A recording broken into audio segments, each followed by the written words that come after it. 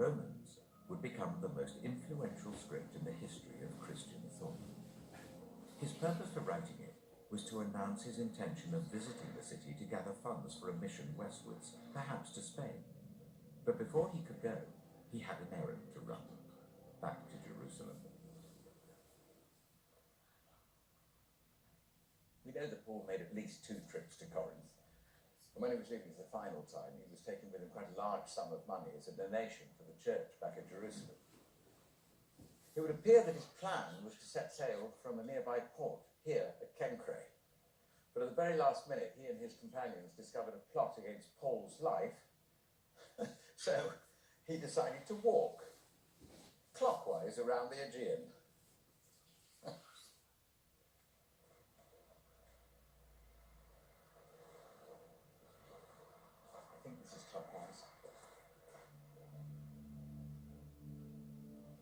Returning to Jerusalem proved to be a fateful decision. Trouble was brewing. Many Jews believed Paul's methods in converting pagans were anti-Jewish and were baying for blood.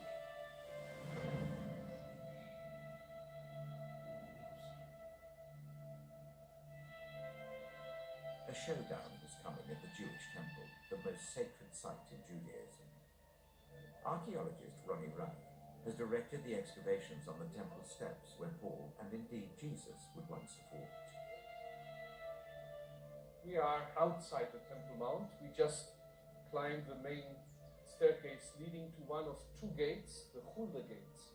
And you should imagine masses of people in those days coming on pilgrimage to enter the Temple Mount, bringing their offerings, animals, sheep, to be slaughtered there in front of the temple, on the altar of sacrifice. How many people would have come in the first century? Tens of thousands. Did they have any ritual to go through before they would enter? Oh, certainly. One obligatory ritual. Everybody had to be in a pure state. Ritually pure. Yeah. That means that he had to take a ritual bath in what is called in Hebrew a mikveh. There are many mikvahs. Yes, yes. Let's have a look. Okay, show me one. Yes, yes, yes. Here.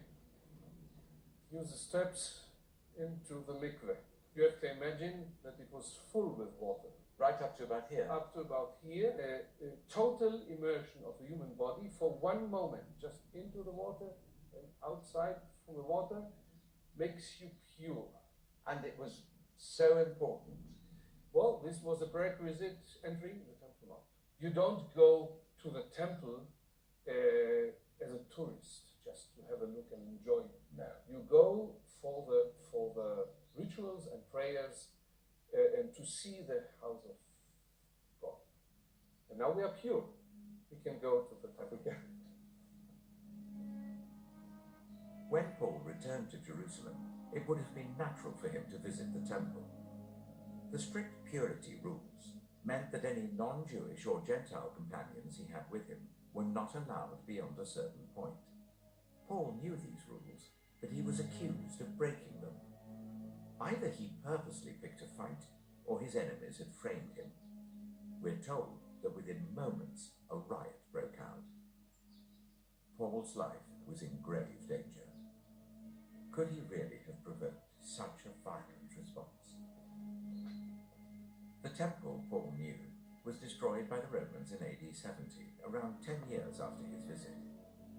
In the 7th century, the Dome of the Rock, one of the most sacred places in Islam, was built on the site. Gershon Solomon, founder of the Temple Faithful movement, is leading a highly controversial campaign to rebuild a 3rd Jewish temple in its place. He fervently believes a biblical temple should once again be at the center of Jewish life, and he would reinstate the ancient traditions. But I was hoping Gershon could help me understand why Paul's alleged actions were so provocative. The temple was the heart and the soul of the Jewish people. They could not come inside the temple because of the law of pureness. You should know it is not. You are not coming in a regular building. No. Even not to a synagogue. You are coming to the house of God. If it was discovered that Paul brought Gentiles inside this temple area, How would people have reacted then?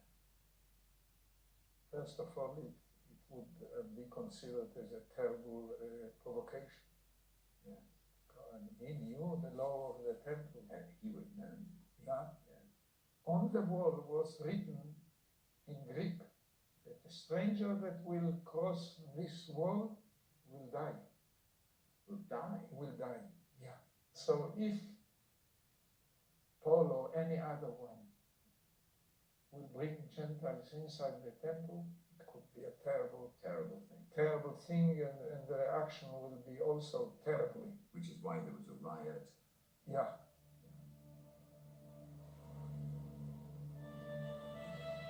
In the end, only the intervention of the nearby Roman garrison saved Paul's life. He was arrested and taken under military escort to the Roman governor in Caesarea. Paul's mission had come to a grinding halt.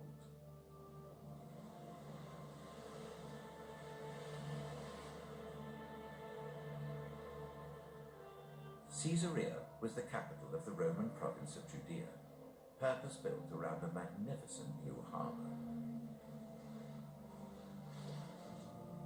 Roman historian Gil Gamlash took me into the water to see its remains.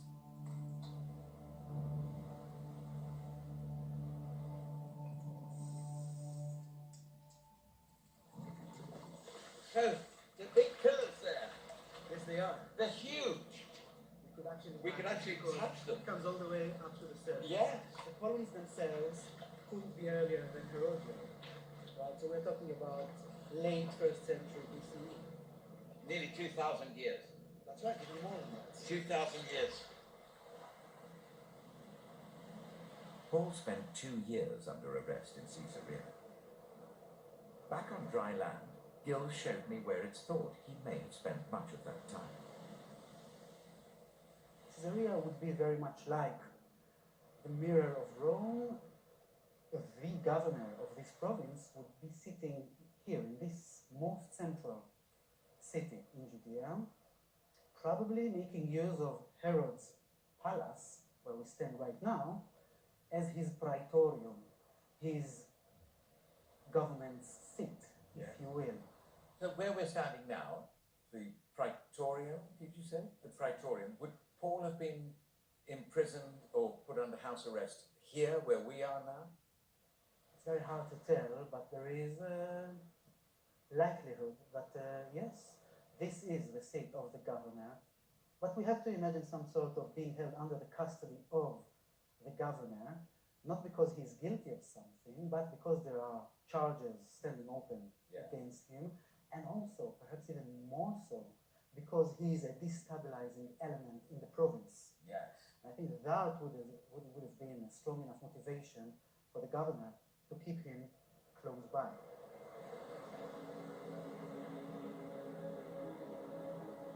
The Roman governor seemed in no particular hurry to resolve Paul's case, but after 2 years, that governor was replaced. The new man was minded to send Paul back to Jerusalem. It would have meant certain death. Paul demanded his right as a Roman citizen to be tried in Rome.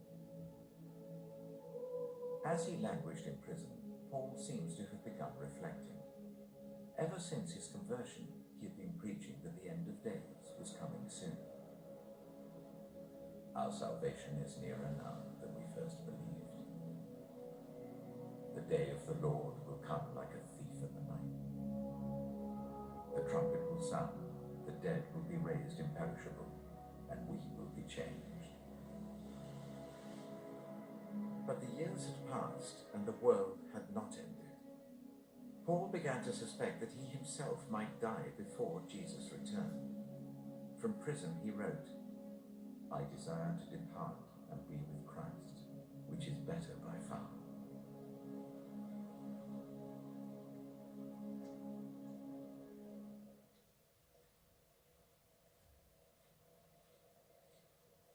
It's very moving for me to think that it's here in Caesarea that Paul would have spent his last 2 years in the Holy Land, that he spent it under guard, fighting for his innocence and having to appeal to Caesar. and go to Rome. Now I wonder when he left here what he would have thought. Maybe he thought this was his last view of the Holy Land, and that's given me pause for reflection. Many of Paul's ideas on how converts should live their lives challenged the social and political structures of the Roman state. If the world had ended as he predicted, none of this would have mattered. But as time went on and communities grew larger, it was inevitable that Paul's subversive message would be noticed. The world was changing, and these early Christians now risked the wrath of Rome. The very place where Paul was now heading.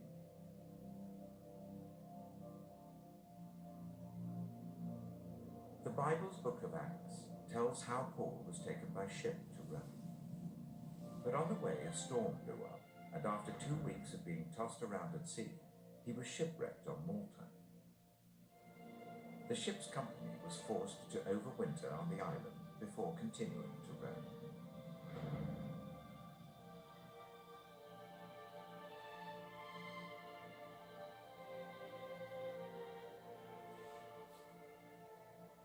Paul finally arrived in Italy around AD 60. From the port of Puteoli, where he landed, it was then a 130-mile walk along this road, the Appian Way, to Rome. By now, he was probably in his late 50s and would have spent 30 years on the road. He had established small communities of believers throughout the Roman Empire, but this was his first time in the imperial city itself, and he was arriving in chains. It must surely have crossed his mind that he might never leave Rome alive. The Rome Paul saw was not the Rome of Gladiator. Many of the big iconic monuments, the Colosseum, the Pantheon, and the Triumphal Arches, had not yet been built. But the city was under the rule of the Emperor Nero, who would launch the first imperial persecution of the Christians.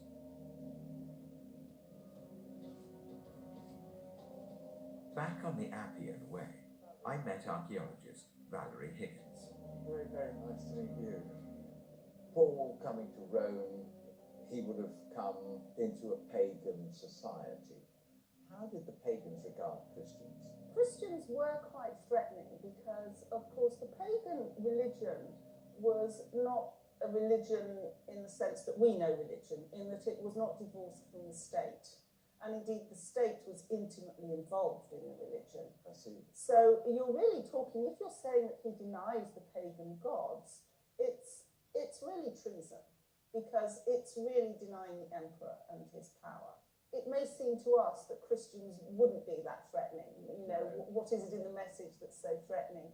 But it is that denial of the emperor, denial of the gods. So we're so used to Christianity today, we have no idea that it could have ever been that sort of a threat at all. Well, in a way, it seems bizarre that an empire like the Roman Empire, which has all these armies and Yeah. has all this power, seems to feel so threatened by a message which is actually so mild in many ways, you know, but they really genuinely did feel threatened by it. Rome was not a good place to argue that there was only one God, and that God wasn't Caesar. In his search for a fair trial, Paul had insisted on his right as a Roman citizen to be tried in Rome. It may have been a fatal mistake. After his arrival here in Rome, the story of Paul then gets a little hazy. From the book of Acts in the Bible, we know that he was allowed to stay in rented accommodation for 2 years, but a soldier was guarding him. He was, however, allowed to welcome visitors. After that, the story just simply stops. There's no record of his trial, let alone any results of it. So what was actually going on? Tradition claims that Paul lived in Rome's Jewish quarter. Of course, he'd supposedly come here to stand trial for violating the temple in Jerusalem. But after 2 years, maybe that offence had been forgotten. Curiously, though he was under some form of house arrest, he does seem to have been free to carry on trying to make new converts. A dangerous game under Nero.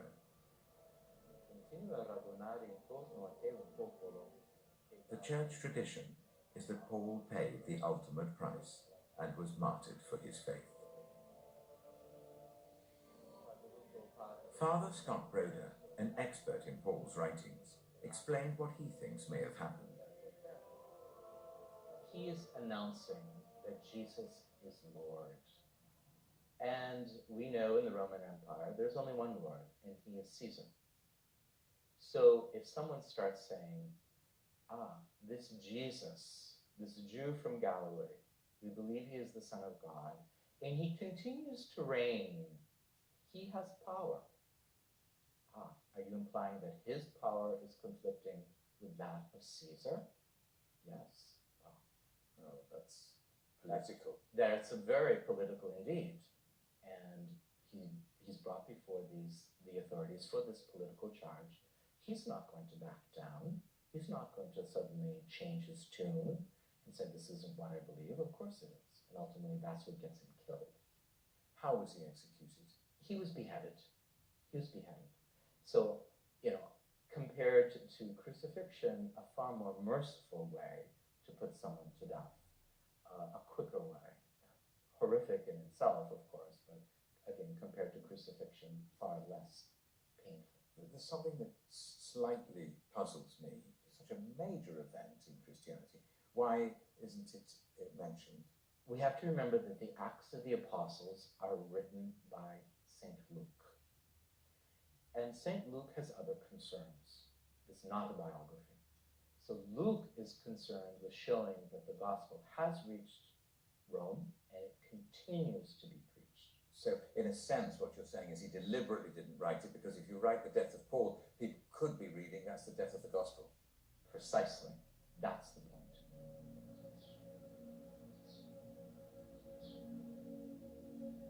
Some have argued that Paul wasn't executed, that he continued westward to Spain or perhaps returned to the east. The truth is, we just don't know. But the church tradition is that he was beheaded and buried here in Rome, where the Basilica of St. Paul outside the walls now stands.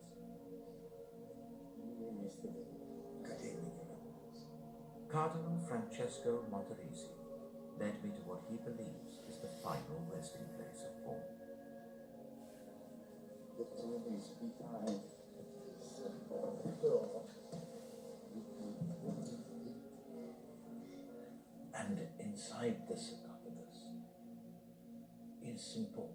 Yes, we believe the body of St. Paul is inside. Well, have you been able to see inside? We could not open the sarcophagus, but the Yes. endoscope has been dropped inside. Yes. We were able to see some pieces of tissue and some pieces of bones. We were able to take a small piece of bone, and it was examined by experts. The result of the examination was that it belonged to a man of the 1st or 2nd century after Christ. Right. Amazing. This is the basis of the idea that this is the real core of St. Paul buried in this sarcophagus. Amazing. It's very special, isn't it? Yes, yes. Thank you very much. It is a great pleasure. It's a great privilege for me, thank you. We can never be sure whether Paul's body ever lay in this tomb. It seems that the biggest piece of evidence that he died in Rome is that it is here that his story ends. There is simply no evidence for anything else. It's strange that the New Testament doesn't record what happened to Paul. If he was executed, then perhaps publicising that fact would only serve to discourage new converts. Or maybe in the midst of Nero's persecution of Christians, one man's death simply went unnoticed. The Roman persecution of Christians, however, continued for 2.5 centuries after Paul's death, but the faith continued to grow until AD 380, when Christianity was made the official religion of the Roman Empire. Rome seemed to have no record of Paul, but it did hold one incredible last clue to the man I thought I had come to know. Throughout my journey, I'd carried in my imagination a portrait of Paul, an image I'd seen repeated in paintings, statues, and icons down through the centuries.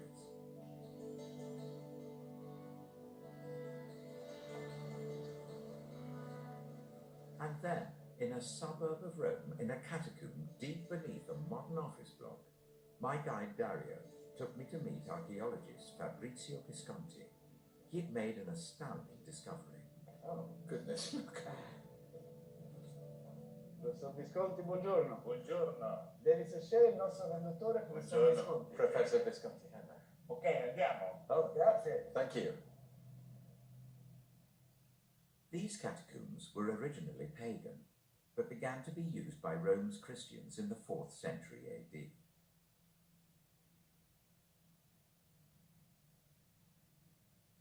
What I was about to learn about the man I had been pursuing for so long would come as a bit of a shock. E adesso vi faccio vedere l'immagine di San Paolo che abbiamo scoperto con questi restauri. Ecco, è proprio qui nel soffitto, in questo punto, vede? Oh, my goodness me, there he is. Con l'immagine di Paolo, ecco, si vede molto bene la fisionomia, si riconosce l'occhio e la barba a punta tipica dell'immagine di Paolo. La calvizie, cioè qui è un po' pelato, diciamo, senza capelli, e poi la tunica bianca tipica dell'immagine di Paolo. He's got very piercing eyes. Ah, l'occhio è un occhio spirituale, È proprio l'occhio puntato che guarda in un punto lontano, indefinito, come la ricerca della verità. That's unique, isn't it? And the date of this? La data di questo, professore? Noi lo possiamo datare alla fine del IV secolo, tra il 380 e il 390. 380 Yes. AD. So is this the very earliest picture of Paul in the world? Questo è l'immagine, il busto, il clipeo più antico che abbiamo trovato nell'arte cristiana. It was so exciting to see the earliest ever portrait of Paul. He was exactly as I had always imagined him. But it appeared that this was not in fact Paul. Do you think that is what Paul looked like? No, sicuramente Paolo non era così. È un ritratto inventato, di invenzione naturalmente, e di ispirazione all'immagine filosofica, che era più vicino cronologicamente e idealmente alla figura di San Paolo. Ecco che chi ha concepito l'immagine di Paolo si ispira a quella di Plotino, che era un'immagine forse non proprio verosimigliante, ma molto vicino a Plotino. After all this time, Paul was not Paul. His portrait had been based on the image of a 3rd century philosopher called Plotinus. That image had then been copied down through the centuries. So maybe he didn't look like me after all. In a strange sort of way, it was appropriate that if I really wanted to find Paul, the best place to look was in his own words. So let's hear this extraordinary man speak. For I am the least of the apostles, and do not even deserve to be called an apostle, because I persecuted the church of God.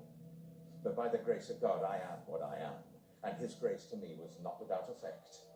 How can some of you say there is no resurrection of the dead? If there is no resurrection of the dead, then not even Christ has been raised. And if Christ has not been raised, our preaching is useless, and so is your faith. But Christ has indeed been raised from the dead, the first fruits of those who have fallen asleep. For since death came through a man, the resurrection of the dead comes also through a man. For as in Adam all die, So in Christ, all will be made alive. Like Paul or dislike him, you certainly can't ignore him.